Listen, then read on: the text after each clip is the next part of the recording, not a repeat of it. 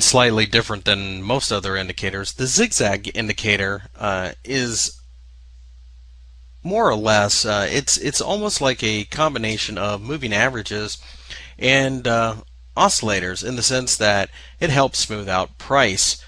In other words, as you can see, like a moving average would be pointing down here, this line specifically just shows that we are in a downtrend, and it does smooth out the noise. Even the bump here, you can see that the line never changed. This is because, much like an oscillator, it does have a mathematical formula behind it, in the sense that the trader can set it to change direction at a certain percentage. So this may, for example, happen to be 3%. As price falls, it needs to change 3%, for example, in other words, to draw a line in the opposite direction. As you can see, the zigzag indicator makes it very obvious in this particular example in the Euro Swiss that we have very choppy and range-bound markets.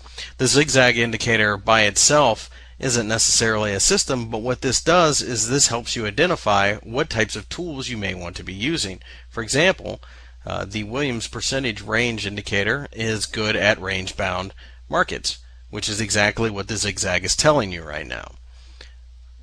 As you can see, as I change time frames, the zigzag will change with it too. Obviously, we've been in a long downtrend, and we did pull back enough to send a uptrend signal during this time period, and then a down, and then an up, and then a down.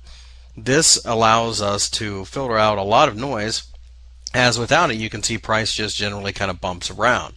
The zigzag indicator isn't necessarily, like I said, a trading tool by itself, but what this does is it can allow you to identify the possible tools in your toolbox that you should be using for the job at hand.